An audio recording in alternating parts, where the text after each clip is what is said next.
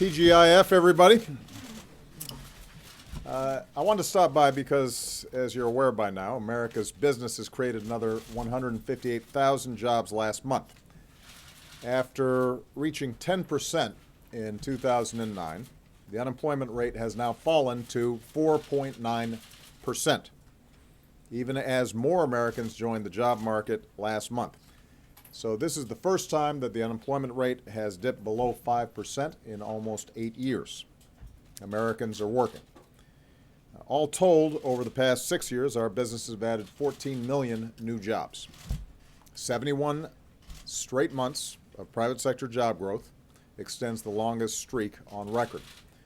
Over the past 2 years, 2014 and 2015, our businesses added more jobs than any time since the 1990s.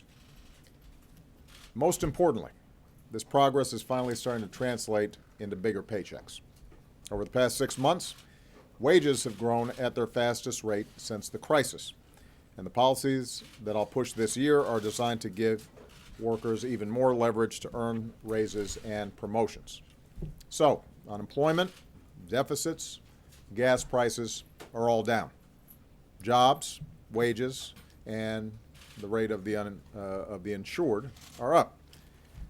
I should mention, by the way, that since I signed Obamacare into law, nearly 18 million Americans have gained coverage, and our businesses have created jobs every month since.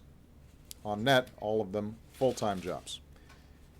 So, as I said in my State of the Union address, the United States of America right now has the strongest, most durable economy in the world.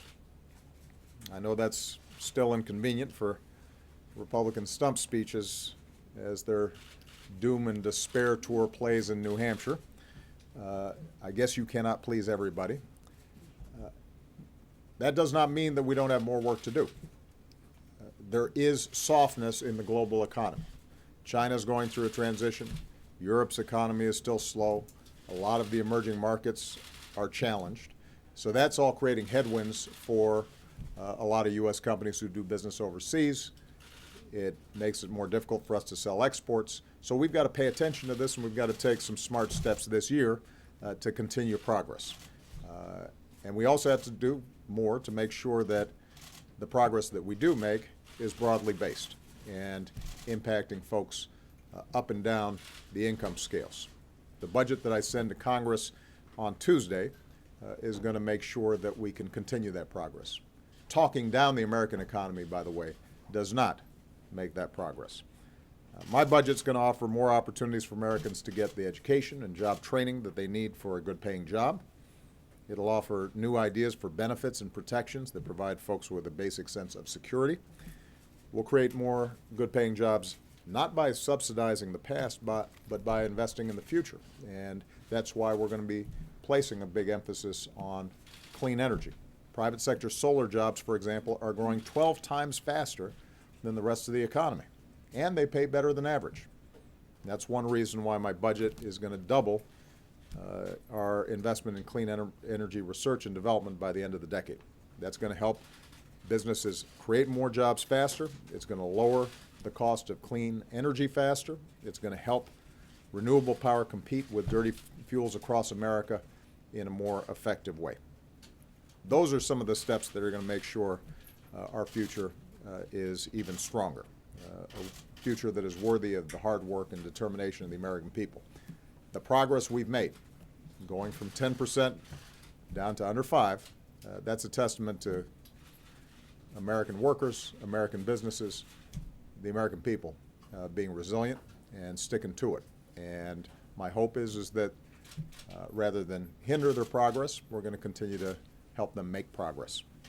With that, have a great weekend. Enjoy the Super Bowl. I'm not telling you my pick because the Bears aren't in it, but I'm hoping for a great game. With that, Josh, is he back there? How about a question? Josh, take it away. How about a question? Yeah. You seemed to imply yesterday that you don't get enough credit. Were you again? You know what? Let me take a couple of questions. All right. Why not? Just what the heck? It's I'm in a good Friday. mood. It's Friday. It's Friday. Throw us. Go ahead. Okay, so you were implying yesterday in a joking way that you don't get enough credit. Oh, this is when I was talking with the Warriors. With the Right, Warriors. right. Okay, so were you again referring, as you did just now, to Republicans and their message, which you could say could be expected during an election? Or were you also referring to the fact that polls, like 57% of Americans in polls say they don't think things are going well in this country? Why do you think that is? Well, at the time, I was making a joke with a basketball team, but there's no doubt that while we have made significant progress, and I talked about this during the State of the Union, there's still anxiety and concern about the general direction of the economy. If you look at some of the surveys, people feel better about their circumstances, their finances, but they're not sure about the future. And part of it is there's still a pretty big carryover from the devastation that took place in 2007, 2008. If your home value drops in half, or you lose a job that you thought you were secure in, or your pension suddenly looks vulnerable, you're going to remember that. And so a lot of people still feel that, and they're right to recognize that there's some longer-term economic trends that we still have to tackle. That the economy is more dynamic, and it churns faster, and the pressure on companies to maximize short-term returns, oftentimes at the expense of long-term investment, the lack of loyalty sometimes to workers who've built those companies and are threatened to be laid off, the fact that wages and incomes up until the last 6 months haven't gone up as fast as corporate profits have, or benefits at the very top. All those things people feel and they experience. And so even though they know things are better, they're worried, where are we going? And I think so I think that the argument I'm making here, and will continue to make during the course of this year, is we should be proud of the progress we've made. We have recovered from the worst economic crisis since the 1930s, the worst in my lifetime and the lifetime of most of the people in this room. And we've done it faster, stronger, better, more durably than just about any other advanced economy. Had we adopted some of the policies that were advocated by Republicans over the last 4, 5, 6 years, we know that we probably would have done worse, and we know that because a lot of European countries adopted those policies, and they haven't yet gotten to the same place they were before the crisis. So evidence, facts are on our side, and this jobs report gives you one more indication that the facts are on our side. I think that it is important for us then to understand, how do we take the next step and make people feel more secure and feel more confident about the future.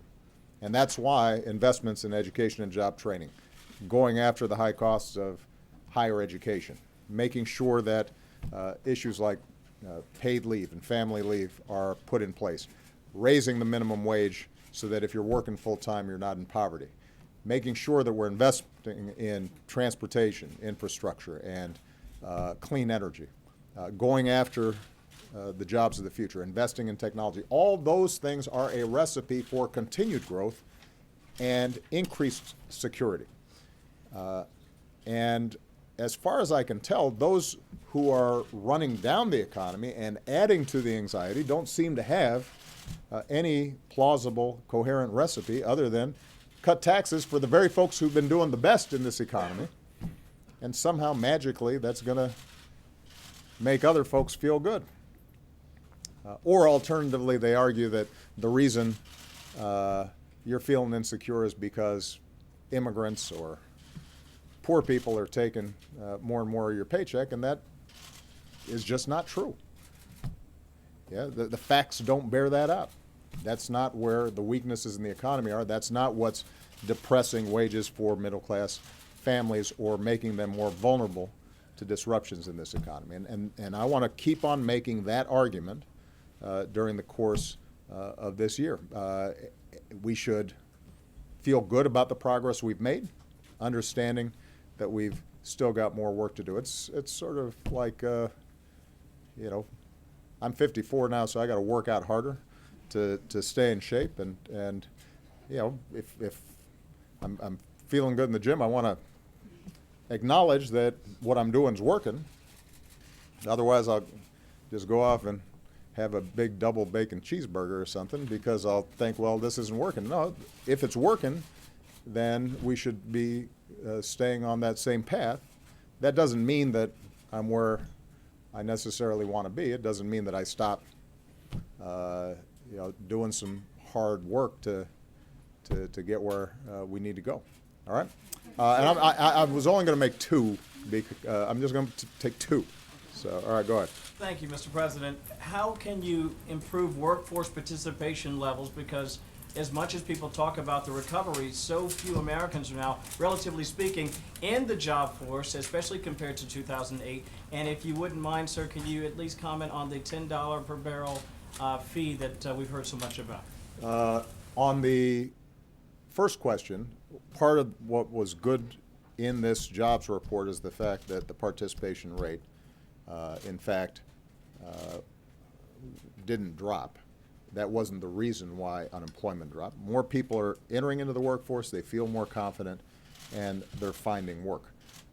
But what is true is that we're still at a point where the labor participation rate is lower than it has been historically. Some of that's explained by demographics.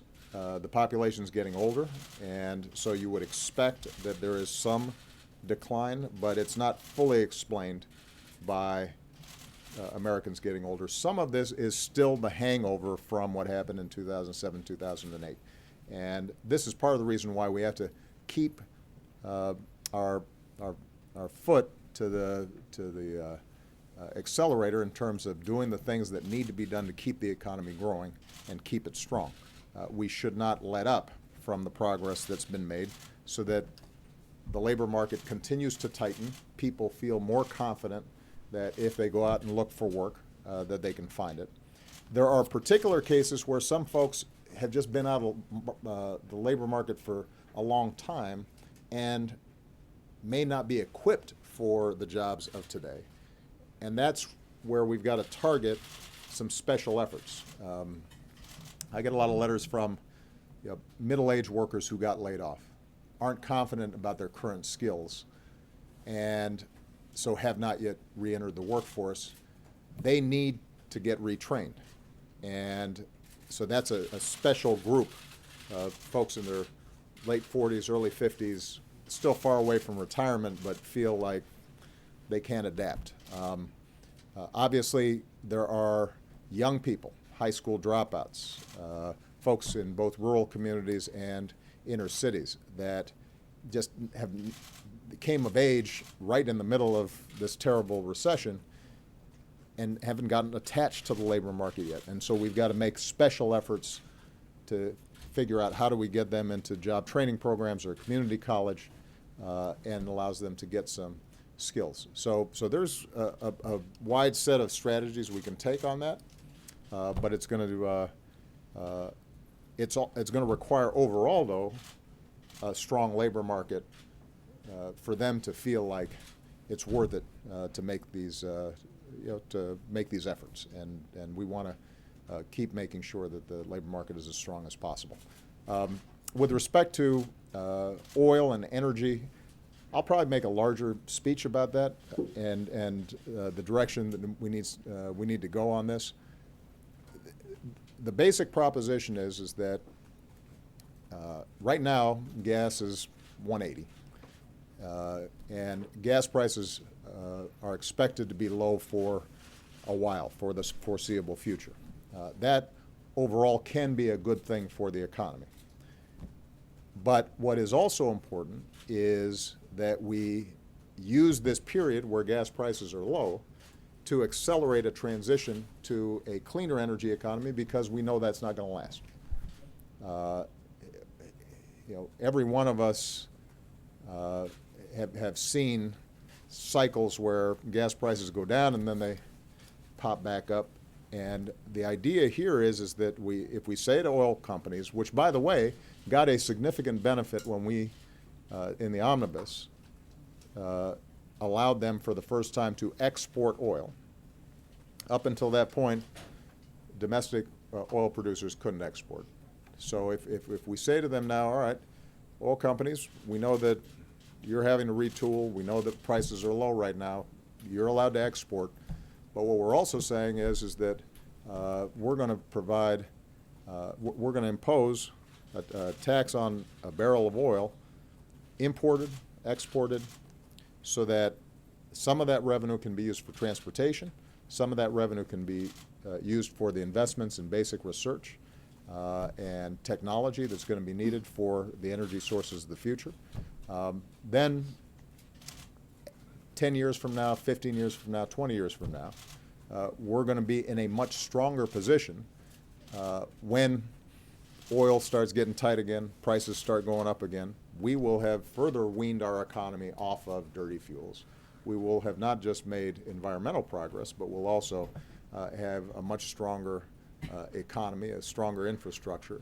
We will be creating the jobs of the future, and I think we'll look back and we'll say, that was a smart investment. That was a wise decision for us to make. But the point is, it's right to do it now when gas prices are really low. And they will be low for quite some time to come, so it's not going to be a disruptive factor in terms of the economy. All right? Okay, guys. Let Michigan say Of course, they always say something. Let Michigan say I only said 2 questions, but I hope you guys have a wonderful Super Bowl party. Can you give All us right? Anything about Thank you, guys.